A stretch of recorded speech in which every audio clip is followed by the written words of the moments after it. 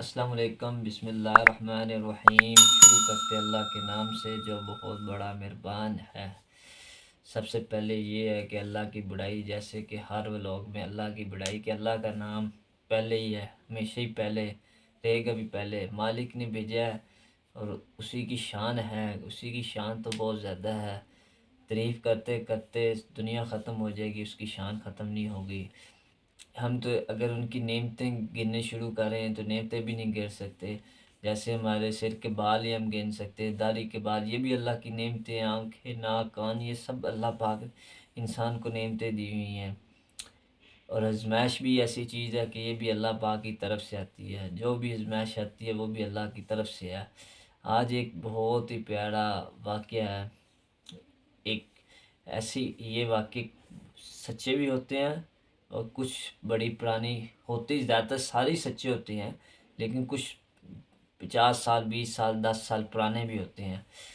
اور اس سے پہلے یہ ہے کہ مزید دیکھنے کے لیے میرے چینل کو سبسکرائب کریں، لائک کریں۔ اور اب چلتے ہیں اپنے پیغام کی طرف، بلاگنگ کی طرف، کہ آج ایک لڑکی کا واقعہ سناتے ہیں اور آپ سنیں۔ آپ کے جسم کے بال سارے کھڑے ہو جائیں گے، آپ سنیں گے تو حیران ہو جائیں گے کہ یہ ناچنے گانے والی ساریاں ایک جیسی نہیں ہوتی۔ کوئی یہ تو واقع بھی ہے کہ کچھ بڑی بڑی مجبور ہوتی ہے، ایک جیسے تو کوئی بھی نہیں۔ جیسے ہماری انگلیں، 5 انگلیں ایک جیسی نہیں ہے، اللہ پاک نے یہ برابر نہیں کی ہے۔ اب اس کا فنگر پرنٹ ایک جیسا نہیں، یہ تو اللہ کی حکمت ہے نا کہ اس کا فنگر پرنٹ ایک جیسا نہیں۔ یہ جو میری انگل کا فنگر پرنٹ ہے، پوری دنیا کے کسی مرد کے اس کے ساتھ میچ نہیں ہوگا۔ یہ اللہ کی حکمت ہے۔ اور چلتے ہیں اس عورت کا، آپ کو سناتے ہیں کہ ہیرا منڈی کی ایک عورت تھی اور اس نے ایک آدمی کے پاس گئی۔ اللہ پاک نے اس کو، آدمی کو بھی ہدایت دینی تھی، اسی راستے سے چلے، اسے بھی ہدایت مل گئی، اس عورت کو بھی ہدایت مل گئی۔ ان دونوں کا آپ کو سٹوری اور واقعہ بتاتے ہیں کہ تم ہیرا منڈی کیسے گئی؟ تو مجھے ناچنے گانے والی تو نہیں لگتی۔ اب وہ نظر اٹھا کر مجھے دیکھتی ہوئی بولی، سیٹھ جی قسمت وہاں لے گئی، گھر میں کوئی مرد نہیں تھا، ایک بیمار ماں اور بچے کی ذمہ داری تھی، کہیں اور کام نہیں ملا تو ناچتی ہوئی بھی مجبور یہ راستہ اختیار کرنا پڑا۔ کچھ عرصے تک چاہتے ہوئے بھی ناچنا گانا سیکھا اور پھر اس دلدل میں بٹھا دیا اور مجھے میرا مجرا کرنے کے روزانہ کے 200 روپے دیتے ہیں، ساتھ میں تماش بہنوں کا بچہ کچا کھانا جو کہ گھر میں لے کر اپنی ماں کو کھلاتی ہوں اور خود بھی کھاتے ہیں۔ جو ان کے ساتھ ناچنے والی لڑکیاں ہوتی تھیں، ان کا جو بچہ کھانا تھا وہ گھر لے جاتی تھی، اپنی ماں کو، بچے کو کھلاتی تھی۔ مجبور تھی عورت بیچاری۔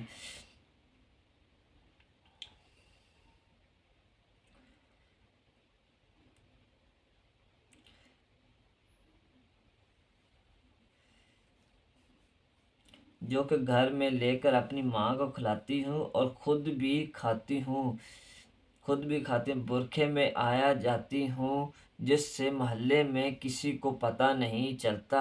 اور ایک بھرم قائم ہے کہ سیٹھ جی ایسی کتنی ہی بے سہارا گنفام لڑکیاں معاشی حالات کے ہاتھوں مجبور ہو کر ان کوٹھوں پر ناچنے پر مجبور ہیں۔ آپ لوگوں کو کیا پتہ کہ وہ کتنی مجبور ہو کر یہ قدم اٹھاتی ہیں۔ کوئی لڑکی اپنی خوشی سے یوں سے سب کے سامنے اپنا جسم پر اپنی عزت نیلام نہیں کرتی۔ جو لڑکی ایک بار اس دلدل میں پڑتی ہے وہ پھر دھستی ہی چلی جاتی ہے اور پھر اس میں ہمیشہ کے لیے ڈوب جاتی ہے۔ یہ سب کچھ بتاتے ہوئے افشان کے لہجے میں بس اور ہی چارگی تھی جس سے وہ کسی ناگزیر گناہ کی سزا کاٹ رہی تھی، اور کچھ دیر میں اس کے چہرے کو دیکھتا رہا، परस سے چند نوٹ نکالے اور اس کو ہاتھ میں تھماتے ہوئے بولا، کل اپنی ماں کی طرفین کروا لینا اور بچے کے لیے کچھ خوراک اور گھر کے لیے راشن پانی لے لینا۔ اور سارے نوٹ ایک ساتھ دیکھ کر حیران ہو گئی، کافی پیسے وغیرہ انہوں نے دیے اور دیکھتے ہوئے حیران ہو گئی۔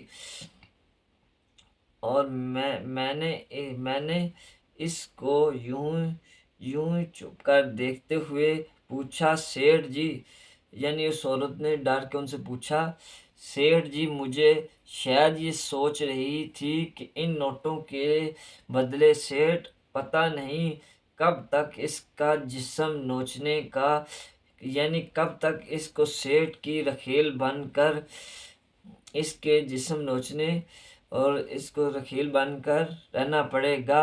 اس بات سن کر مجھے اپنے آپ سے اتنی نفرت ہو گئی کہ میری خواہش کرنے لگا کہ زمین پھٹ جائے اور میں اس میں سما جاؤں۔ مجھے احساس ہوا کہ میں ذلت اور اپنے کردار کی پستی کی آخری حد کو چھو رہا تھا۔ میں نے اس سے حسن معاشرے میں ایک تنہا اور بے سہارا لڑکی کی مدد کر رہا تھا، مگر وہ اس کو بھی ایک ڈیل کے طور پر سمجھ رہی تھی۔ شاید جہاں سے میں اٹھ کر آیا تھا وہاں پر جانے والا لوگوں نے بغیر کسی وجہ کی مدد کی تو توفیق نہیں کی جاتی۔ میں نے تو لذتی آواز میں جواب دیا، تم کچھ نہیں کرنا پڑے گا اور تم کو کوٹھے پر مجرا کرنا نہیں جاؤ گی، اپنے گھر میں رہو گی اور ہر مہینے تمہیں منی آرڈر مل جائے کرے گا، اور تم نے کرنا بس یہی ہے کہ جو بچہ تمہارے گود میں ہے اس کی تربیت ایسی کرو کہ یہ ایک دن بڑا ہو کر تمہارا سہارا بن سکے۔ جو رقم میں تمہیں بھجواؤں گا یہ تم پر قرض ہے۔ جب تمہارا بیٹا جوان ہو جائے گا، اس کو قابل انسان بن جائے گا، تم مجھے واپس کر دینا۔ افشان حیران اور پریشان کھڑی مجھے دیکھ رہی تھی۔ اس انسان کو جس کے سامنے ابھی وہ ناچ کر آئی تھی وہ اس کے ایسی باتیں کر رہا تھا کہ پھر وہ اس کی آواز رو پڑی۔ مجھے سے وہاں رکا نہیں گیا۔ میں نے افشان کے گھر کا پتہ لیا اور اس کو اپنا کیا ہوا وعدہ یاد دلا کر وہاں سے رخصت ہو گیا۔ سارے راستے یہی سوچتا رہا کہ مجھے تم سے کچھ نہیں چاہیے افشان، جو تم نے مجھے دیا ہے میں اس کا احسان ساری عمر نہیں اتار پاؤں گا۔ تم نے مجھ میں دفن اس انسان جگا دیا جو دولت اور شیطان ہوش کے نیچے دبا کر مار چکا تھا۔ تم نے مجھے پھر سے انسان بنا دیا افشان۔ اس واقعے کے بعد ان تمام برے کاموں سے توبہ کر کے اس کی بارگاہ میں گناہوں کا بوجھ لیے حاضر ہوا اور ہر روز کے سامنے اپنے گناہوں کا اعتراف کرتا اور اس کی معافی کی درخواست کرتا اور باقاعدگی سے ہر ماہ افشان کو منی آرڈر بھجوا دیتا۔ کئی دفعہ دل کیا کہ میں اس کو مل کر آؤں جس کی وجہ سے مجھے توفیق ملی ہے نیک کاموں کی اور ان تمام گناہوں کی بدکاروں سے نجات ملی، مگر ہر دفعہ ایک شرمندگی آتی رہی کہ کبھی میں اپنی شیطان ہوش کے لیے اس کا پیاسا تھا اور پھر وقت گزرتا چلا گیا، دن مہینے میں بدلنے لگے اور مہینے سالوں میں تبدیل ہوتے گئے، مگر افشان کو بھلا نہیں سکا۔ وہ بھی میری طرح بوڑھی ہو گئی اور اس کا بیٹا جو ان جوان ہو گیا، پتہ نہیں کس قابل بنا ہوگا، اپنی ماں کا سہارا بنا ہوگا کہ نہیں۔ میرے بچے جو ان کے ہوں گے تھے، زندگی اتر چڑھا گئی، سات مسلسل چل رہی تھی۔ ایک شام چھٹی کے دن جب میں اپنے گھر میں موجود تھا تو ملازم نے آ کر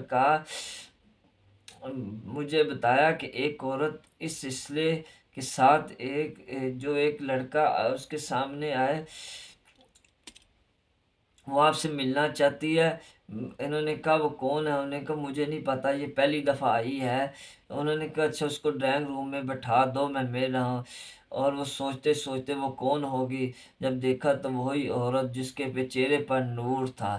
دیکھو کیسی اللہ پاک نے کیسے اس بندے کو، جو ہر وقت ڈیلی کا زنا کرتا تھا، ہیرا منڈی جاتا تھا، کوٹھے پہ جاتا تھا ناچنے، اور ایک عورت نے کیسی ہدایت تو اللہ پاک کی ذات نے، اور اس کے بدلے اللہ پاک نے اس کو عورت کو ہدایت دے دی، اور عورت کے بدلے اس مرد کو ہدایت دے دی۔ اللہ پاک نے ان دونوں کی توبہ قبول کرنی تو ان دونوں کو توفیق عطا فرما دی۔ ایسی توفیق اس کی جو والدہ تھی، والدہ تو ان کی فوت ہو کے پیچھے وہی عورت اور اس کے بیٹا رہ گیا، تو اللہ پاک نے اس عورت نے اپنے بچے کی بڑی اچھی پرورش کی۔ جب وہ آخری دفعہ ملی، اس کے چہرے پہ انہوں نے نور دیکھا تو وہ بندہ بڑا خوش ہو گیا، بلکہ اسی وجہ سے وہ بھی اپنے گناہوں کی توبہ کرتا رہا۔ تو اللہ پاک کی ذات تو معاف کرنے والی ذات ہے۔ اللہ پاک کی ذات تو کہتی ہے کہ سچے دل سے زمین سے لے کر آسمان تک بھی گناہ ہوں گے، میں تمہیں معاف کر دوں گا۔ ایسے واقعے تو کتابوں میں بھرے پورے ہیں کہ کئی عورتوں نے جب سچے دل سے توبہ کی تو اللہ پاک نے ان کی توبہ قبول بھی کی ہے، پھر ان کو اس توبہ کا ثبوت بھی دیا کہ ایک کراچی کی عورت تھی، وہ بھی ایسی عورت تھی، اور ایسی اللہ پاک اس نے کہا اگر میری توبہ قبول ہوئی تو مجھے سجدے میں موت دے، تو اللہ پاک نے اس کو سجدے میں موت دے دی۔ تو ایسے بڑے چلتے ہیں، اس لیے اس سے پہلے میرے چینل کو سبسکرائب اور لائک کریں، اور تاکہ نیکسٹ آنے والی ویڈیو آپ کو ملتی رہے۔ السلام علیکم، اللہ حافظ۔